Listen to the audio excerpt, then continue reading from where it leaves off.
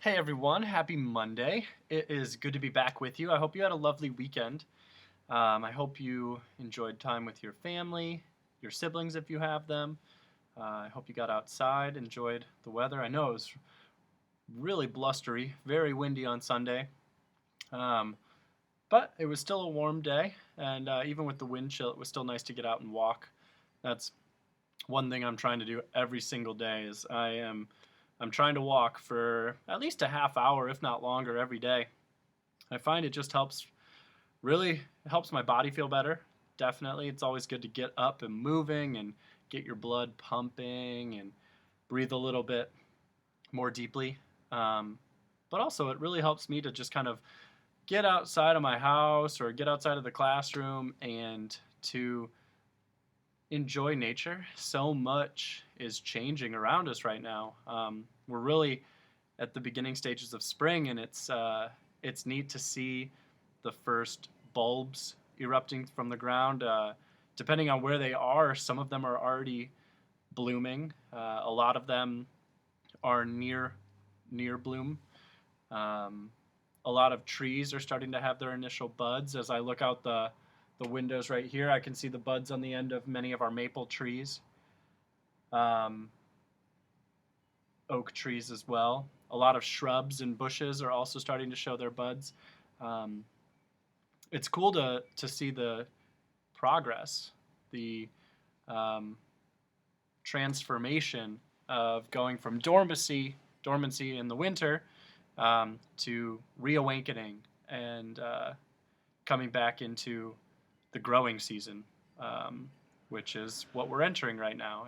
It may not feel like it as much by being at home, but I hope you're able to get outside and go on those walks, or even just look around your house, your front yard, your backyard, your side yard, whatever you have around you, to kind of see those pieces of evidence of um, spring arriving, because it is really cool, and I know it's something I enjoy, and I know it's something that many of you would enjoy too. All right, enough of that. Let's get back to the Phantom Tollbooth. We just wrapped up with Chapter 7, and they had the Royal Banquet. And the Royal Banquet was uh, interesting, shall we say. Um, Milo soon realized that he would have to eat his words, which is an idiom. We talked about idioms last week. It's a phrase, group of words that are not meant to be taken literally. Like I say, um, the brown chair. Like I'm not going to. I could literally mean the brown chair, or could have an idiomatic phrase like um, to feel blue.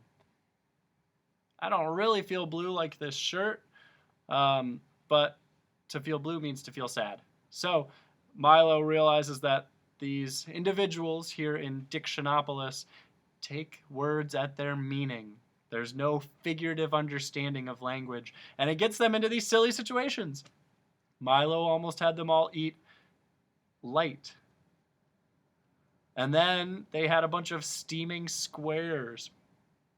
Before that, though, the king, AZAZ, and the rest of the members of this royal banquet, they knew that they eat their words, so they started announcing things like cheeseburger, bratwurst, foie gras, etc.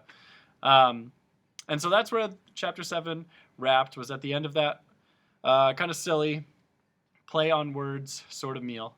And so we'll pick up with Chapter 8, the Humbug Volunteers. Couldn't eat another thing, puffed the Duke, clutching his stomach. Oh my, oh dear, agreed the minister, breathing with great difficulty. Mmm, mumbled the Earl, desperately trying to swallow another mouthful. Thoroughly stuffed, sighed the Count, loosening his belt. Full up, grunted the undersecretary, reaching for the last cake. As everyone finished, the only sounds to be heard were the creaking of chairs, the pushing of plates, the licking of spoons, and, of course, a few words from the humbug. A delightful repast, delicately prepared and elegantly served, he announced to no one in particular. A feast of rare bouquet. My compliments to the chef. By all means, my compliments to the chef. Then, with a most distressed look on his face, he turned to Milo and gasped. Would you kindly fetch me a glass of water?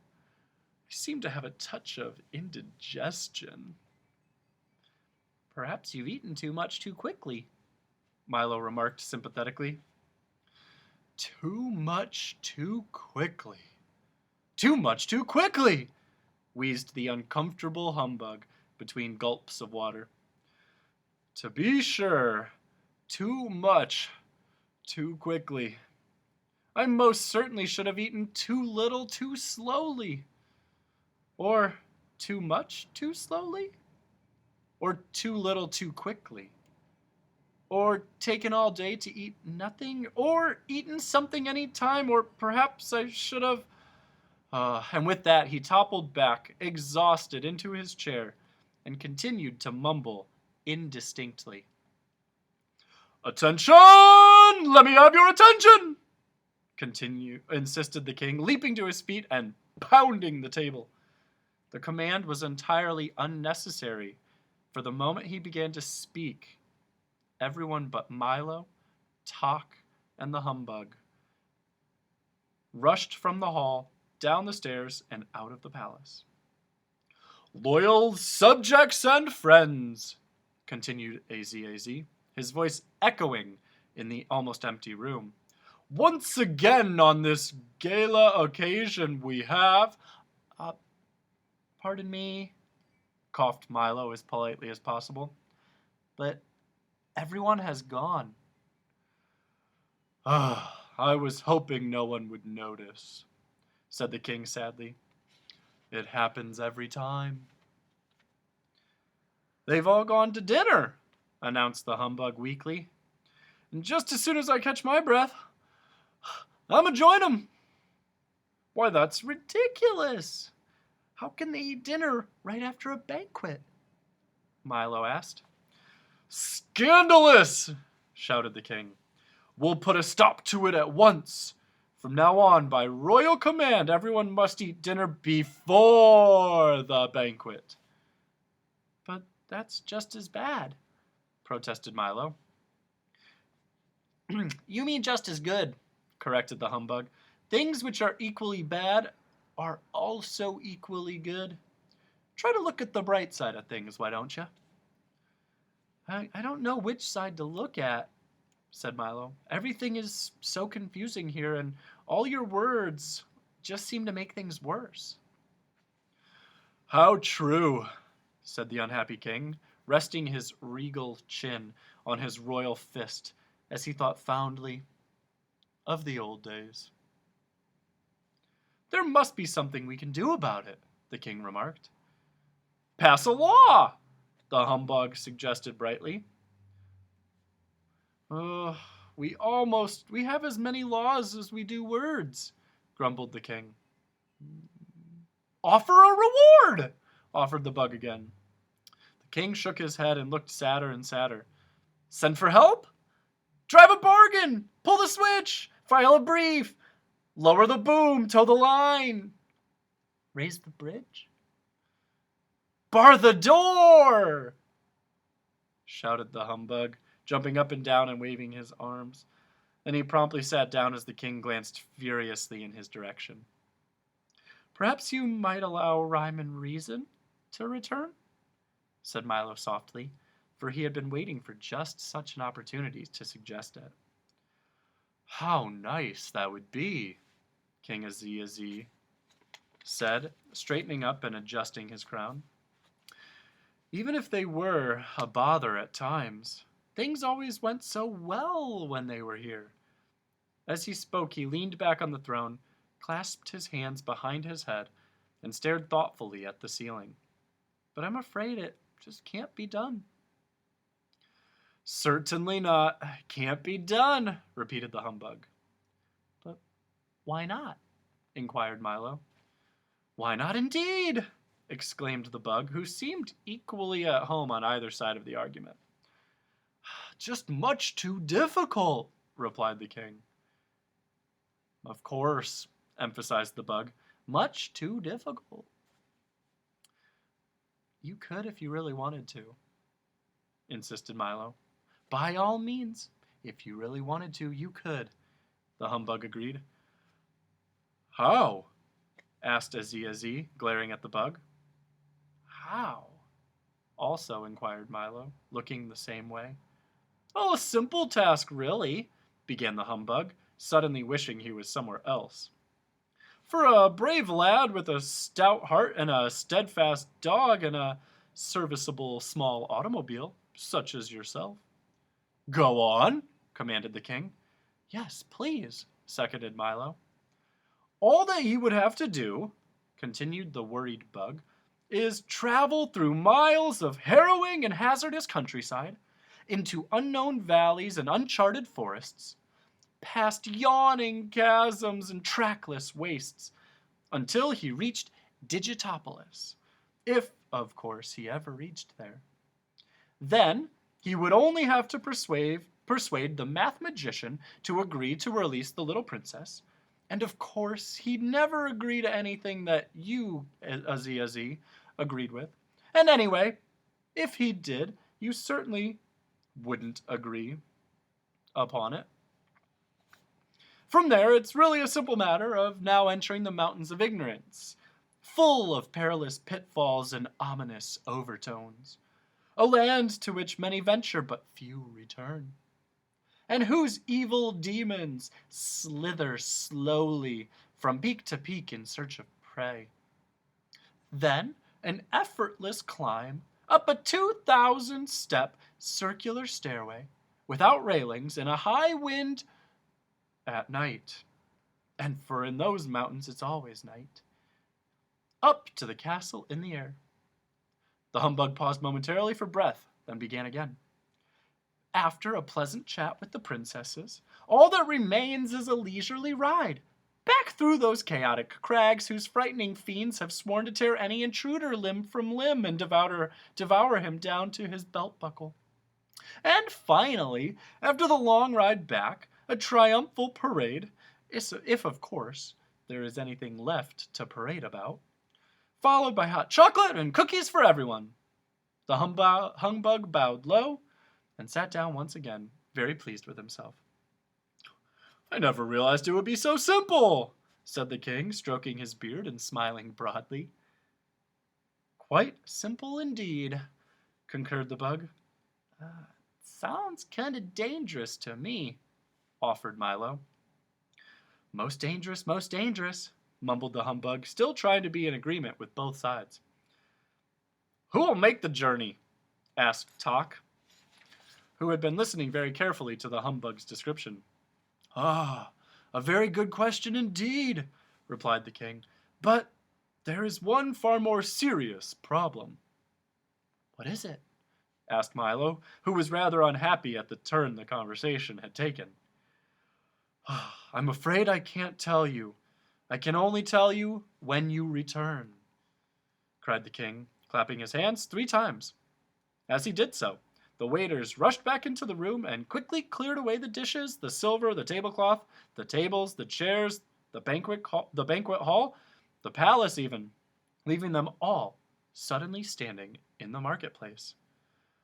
Of course, you realize that I would like to make the trip myself, continued King Aziazi, striding across the square as if nothing had happened.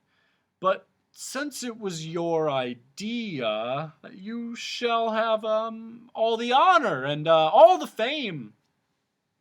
But you see, began Milo.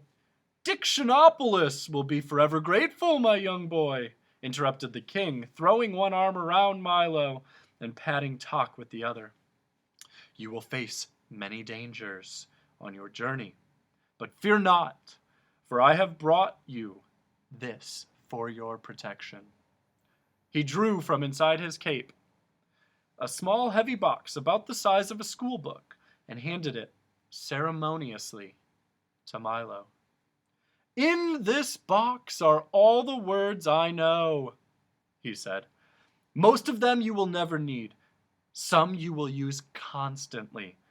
But with them you may ask all the questions which have never been answered, and answer all the questions which have never been asked.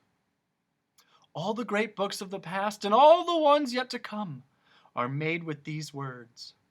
With them there is no obstacle you cannot overcome. All you must learn to do is use them, and in the right places."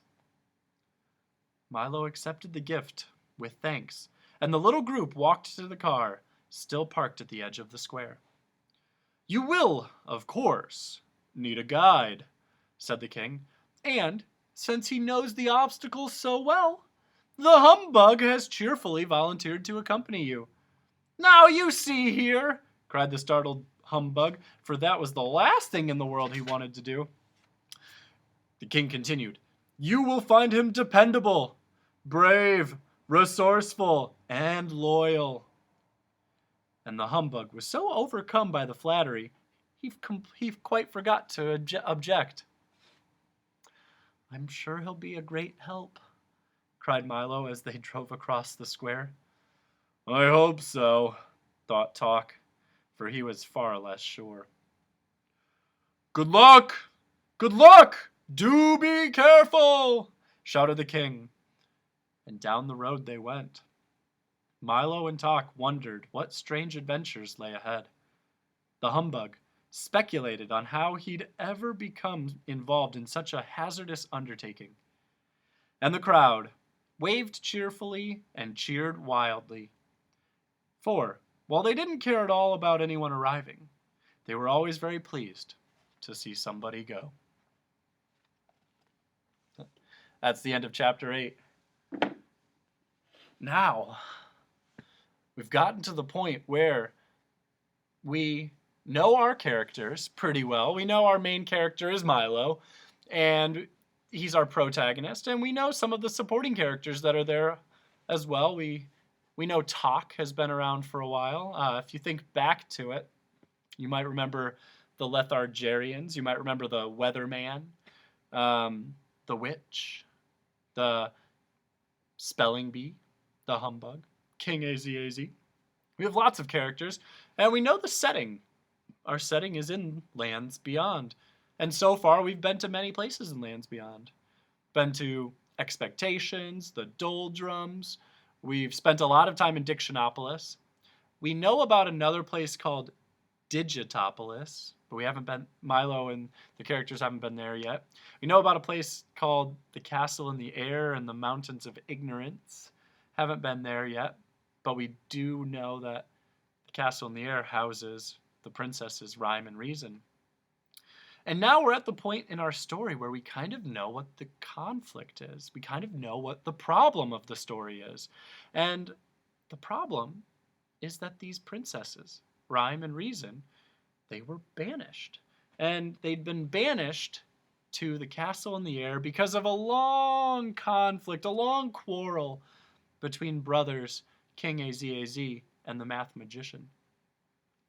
And we learned from the witch in the dungeon that once they left, all rhyme and all reason was absent from the land beyond. And as a result, there have been issues in Digitopolis and in Dictionopolis. So our main character Milo, with his trusty watchdog Talk, and now their guide the Humbug, are set for a journey. They're off to try to resolve the conflict, to rescue Rhyme and Reason and bring them back to Land Beyond so that all of the issues in the kingdom will be resolved. Now, from the Humbug's description, it doesn't sound like it's going to be an easy task. In fact, it sounds like there's going to be a lot of dangerous hurdles, difficult challenges, obstacles along the way. But I don't know about you. I'm pretty excited to see where this journey leads Milo. I'm also really excited to see what he learns on the way. Because on every journey, there are many learning opportunities. And can you even think back to the beginning of our story? You remember what Milo was like at the beginning of the story? How was he described? The author, Norton Juster, was very specific. Talked about Milo being always bored, always kind of pessimistic, looking on the negative side of things. And he always had too much time because there was nothing to do that would be of interest to him. And remember, he received the gift of the Tollbooth because, the gift, if I remember correctly, it said, "For Milo, who has plenty of time." Does that sound like and seem like the Milo we know today? Just curious. I think as the journey continues, I think our main character and friend Milo, I think he's going to continue to learn some of these lessons because through every journey there are lessons to learn. I think he's going to continue to change too. So pay attention to that as we continue to read, and we'll see what sorts of lessons can be gleaned from it. All right, until next time.